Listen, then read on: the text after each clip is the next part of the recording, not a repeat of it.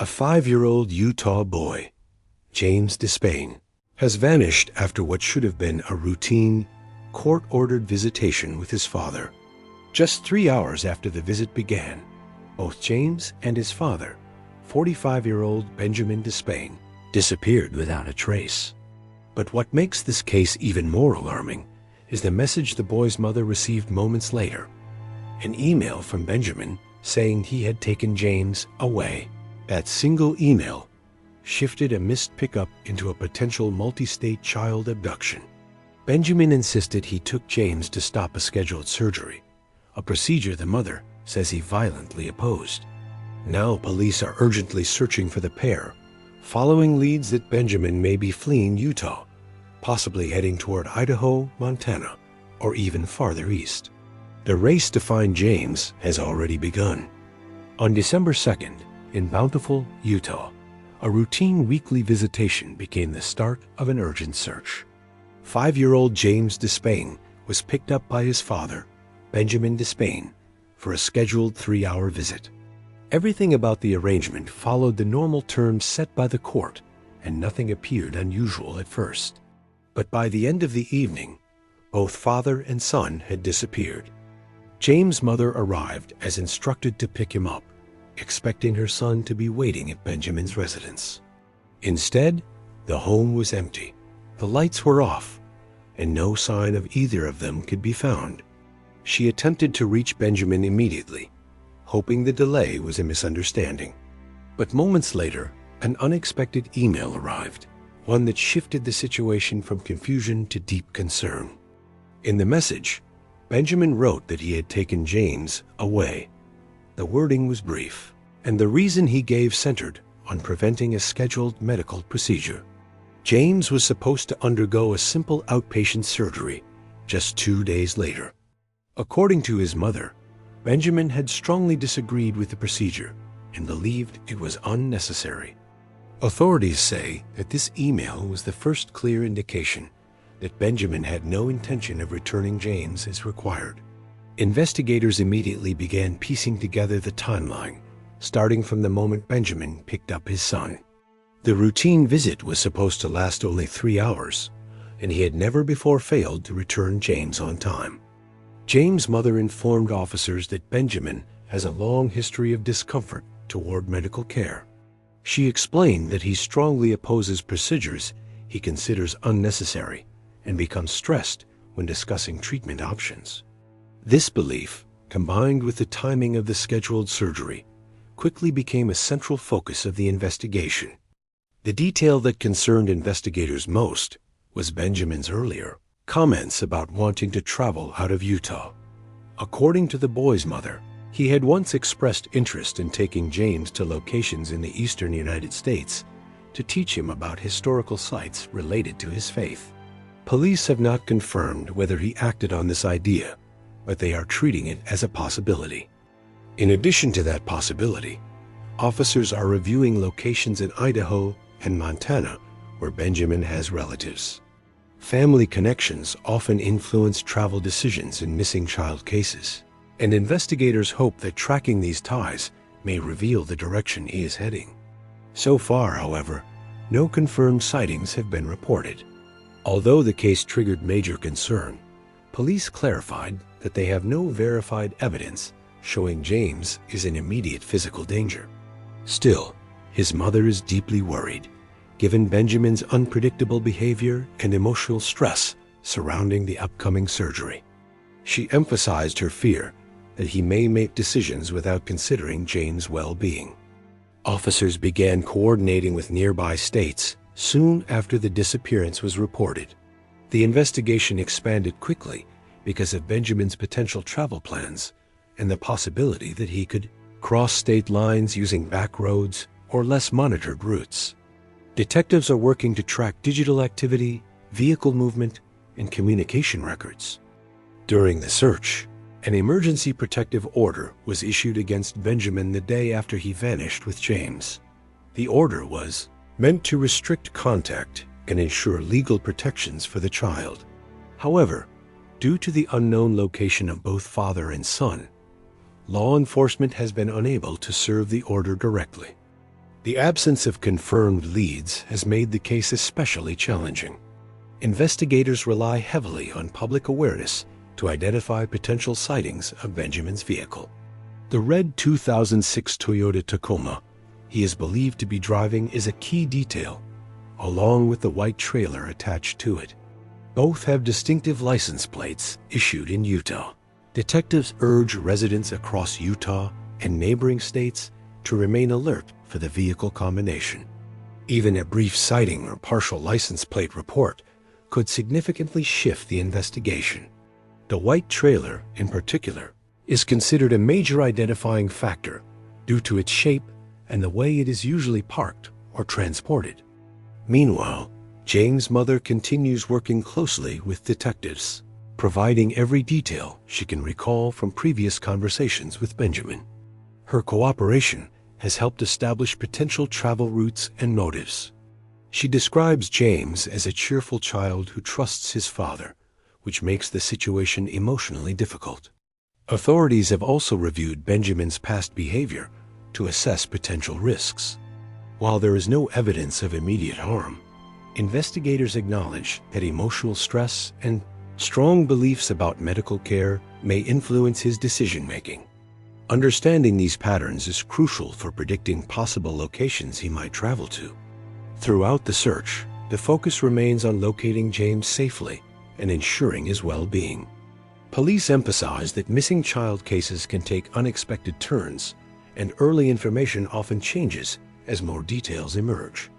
That is why they continue to gather evidence from multiple sources, including nearby surveillance footage and highway cameras. As the timeline becomes clearer, officers believe Benjamin left the area shortly after sending the email to James' mother. This suggests the disappearance was planned, at least to some degree. Detectives are now studying his past travel habits, preferred roads, and any areas he has visited frequently in the past.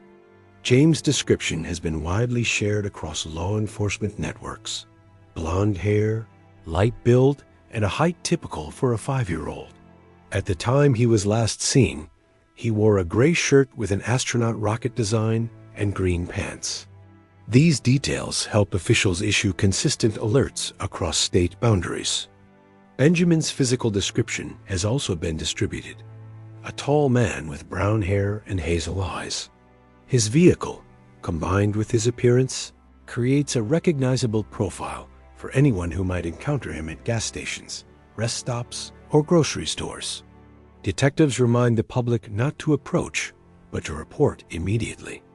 The Bountiful Police Department continues to follow every lead, no matter how small. Calls from concerned residents, travelers, and neighboring states have been helpful in eliminating incorrect sightings and narrowing the investigation. Each update helps refine the timeline and potential travel direction. Authorities ask anyone with information to contact Detective Williams using the reference case number provided. As the search continues, the community remains hopeful that increased awareness will lead to a breakthrough. With ongoing cooperation from the public and multiple agencies, investigators are determined to locate James and bring him home safely. As the investigation entered its next phase, officers focused on assembling a complete timeline from the moment Benjamin picked up James. They reviewed messages, emails, and any digital traces available. Each minute of that evening mattered because understanding Benjamin's mindset might reveal his intended path. The email he sent became a central piece in constructing the sequence of events. Detectives noted that the wording of the email suggested preparation rather than a spontaneous decision. Benjamin referenced keeping James away from the scheduled procedure, implying he believed he was acting in the child's interest. This belief, though misguided in the eyes of authorities, explained his determination to leave quickly. Investigators also revisited conversations Benjamin had with medical professionals in the past. Although the details were limited, the pattern showed his hesitation toward certain medical decisions. This long-standing discomfort, combined with the upcoming date of the procedure, may have shaped his actions on December 2nd. Meanwhile, community members in Bountiful began sharing the missing child advisory across social platforms. Photos of James and Benjamin circulated widely as residents expressed support for the family. Local volunteers coordinated with police, helping distribute physical flyers in neighborhoods, parks, and public buildings. Law enforcement expanded their efforts by reaching out to agencies in Idaho and Montana. Because Benjamin had relatives in these states, officers believed he might head there seeking familiarity or temporary safety. Collaboration between multiple departments helped create a unified approach to tracking the vehicle. The red Toyota Tacoma quickly became a key factor in the search. Officers highlighted the vehicle's model, color, and license plate in every advisory. The attached white trailer was considered especially important because its size and appearance increased the chances of recognition on highways or gas stations. Traffic cameras across Utah were reviewed for possible sightings. Although many systems automatically overwrite older footage, detectives were able to preserve recordings from the night of the disappearance. These clips were analyzed frame by frame to identify any truck that matched the description. Investigators remained careful not to draw conclusions without confirmed evidence. They emphasized that, while Benjamin may have strong personal beliefs about medical care, no report indicated he intended to cause harm. Still, without knowing his location, authorities considered the situation time-sensitive. James' mother continued to cooperate fully with investigators. She provided additional background about conversations she had with Benjamin in recent months, including his interest in historical locations connected to his faith. She recalled comments he made about traveling east, information that helped officers consider broader search ranges. The community's concern grew as more people learned about the disappearance. Parents related to the fear of not knowing where their child was, and many reached out to offer support. Local organizations shared the missing advisory on their websites, increasing visibility and keeping the case in public awareness. Authorities emphasized that anyone who had seen a vehicle similar to Benjamin's should report it, even if they were unsure. In cases like this, small pieces of information often help eliminate false leads and narrow down the real direction of travel. Public participation became vital to the investigation. The protective order issued after the disappearance remained active, though unserved. This order formally limited Benjamin's ability to make decisions regarding James and clarified the legal status of the situation. Its existence underscored the urgency of locating father and son promptly. Detectives also reached out to hotels, campgrounds, and rental properties in areas Benjamin might visit. These businesses were asked to report any matching names, license plates, or descriptions. Because Benjamin may prefer quieter locations, remote areas were included in the list of places to watch. While investigators worked through leads, they remained mindful of the emotional stress on the family. James' mother continued hoping for updates, staying available for calls at any hour. Police briefed her regularly, explaining each new step of the investigation and what they expected in the days ahead. The advisory issued through state channels ensured that officers outside Bountiful were aware of the case. Troopers across Utah were instructed to monitor rest stops, roadside pull-offs, and travel centers where long-distance drivers frequently pass. These locations often produce the first verified sightings in similar cases. Benjamin's potential travel routes were studied carefully. Investigators reviewed maps for the most likely highways he might take, focusing on those leading north or east. Rural routes were also examined, as these can allow extended travel without drawing attention. Public safety officials reiterated that the goal was to locate James safely and ensure he received the care he needed. They stressed that community awareness was essential and encouraged people to stay alert rather than fearful. Many residents responded by reposting information daily. As days passed, additional tips were submitted. Some came from nearby states where similar vehicles had been spotted. Although many of these turned out unrelated, each call helped refine the search radius. Investigators emphasized that false leads were still useful for narrowing possibilities. Throughout the investigation, the Bountiful Police Department maintained open communication with national missing persons networks. Sharing updates through these systems allowed the case to reach wider audiences and increase the chance of a confirmed sighting.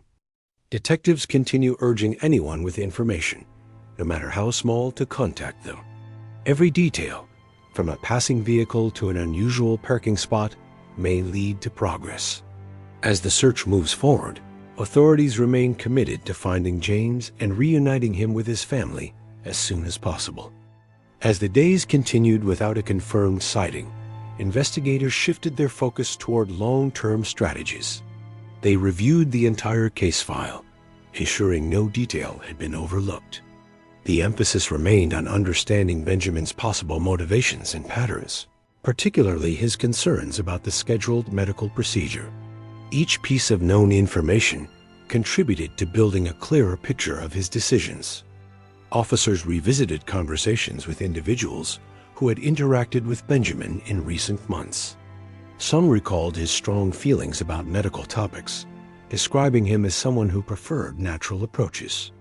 These perspectives did not change the urgency of the search, but they helped investigators interpret his actions more accurately. The advisory issued for James continued to spread across news outlets and state agencies. Local broadcasts repeated the details regularly, keeping the community aware of the search. Reporters emphasized the specific vehicle information and the importance of public assistance. This constant visibility ensured the case did not fade from attention. Investigators also coordinated with toll stations and highway departments to monitor traffic records. Although many roads in the region do not require tolls, certain entry points can still provide snapshots of passing vehicles. These records help narrow down travel directions when cross-referenced with time estimates. At the same time, detectives examined Benjamin's previous travel history. They looked at past trips he had taken, places he visited during holidays, and routes he preferred. Familiar paths often repeat in missing child cases, and understanding these tendencies could offer meaningful clues about where he might go. James' mother continued to meet with investigators, offering emotional strength despite the uncertainty. She remained hopeful, believing that the wider the message spread, the sooner someone might recognize the red truck or white trailer. Her participation helped maintain momentum in the investigation. Community groups organized small gatherings where volunteers distributed updated flyers. They visited shopping centers, bus stops, trailheads, and public buildings. The goal was simple: ensure that anyone traveling within or outside Utah had a chance to see James' photo and vehicle information. Detectives also explored the possibility that Benjamin might have chosen remote areas. Some regions in Utah, Idaho, and Montana feature long stretches of road with few services. Investigators contacted local sheriffs in these rural zones, asking them to stay alert for a vehicle matching the description. As part of the ongoing effort, officers reviewed purchase histories where possible. Fuel stops, convenience stores, and other routine transactions sometimes leave digital traces. Identifying such patterns could confirm whether Benjamin had recently passed through certain locations. Law enforcement stressed that their communications with the public should remain constructive. They reminded residents that providing accurate information was more helpful than speculation. This guidance ensured that tips remained focused and relevant, allowing investigators to prioritize the most solid leads. Among the most important details shared with the public was James' description. His small size, blonde hair, and distinctive clothing helped create a clear image for anyone who might encounter him. Officers emphasized these features in every advisory, understanding that recognition is often the first step toward recovery. Benjamin's description was shared as well, along with clarifications about the nature of the case. Authorities made clear that the primary goal was locating both father and son safely. They avoided assumptions, focusing instead on facts confirmed by the investigation, which helped maintain a consistent message across all agencies. The white trailer attached to the Toyota Tacoma remained a strong identifying feature. Detectives believed that even in busy parking lots, the combination of a red truck and a white trailer would stand out enough for witnesses to report. Photos of the trailer style were included in several advisories to assist identification. National organizations dedicated to missing children included Jane's case in their databases. These groups help spread awareness across broader audiences, especially in areas outside Utah. Their platforms often reach travelers, long-distance drivers, and communities near state borders. As the investigation progressed, officers considered seasonal factors. December in northern states can bring cold weather, road closures, and reduced visibility. These elements influence travel patterns and can help narrow the possible areas Benjamin might choose, especially if he preferred staying on accessible routes. Investigators also contacted places connected to the historical sites Benjamin had previously mentioned. Although no confirmed evidence suggested he traveled there, officers believed it was important to notify staff at these locations. The more informed people were, the sooner they could report a sighting if one occurred. Throughout this period, Jane's photo remained displayed across public platforms. Social media accounts shared updates, keeping the image active in users' feeds. Even small details, like the astronaut rocket on his shirt, were highlighted because they helped potential witnesses remember what to look for. Detectives reinforced that reporting a suspected sighting required no confirmation from the public. Even uncertain reports could provide valuable clues. Many cases benefit from tips that help eliminate incorrect paths, allowing investigators to focus on more promising directions. During interviews, officers explained that the protective order issued against Benjamin was an important legal measure. Although not yet delivered, it created a clear framework for handling the situation once father and son were found. This step demonstrated the seriousness with which authorities approached the case. As the search continued, investigators emphasized hope and persistence.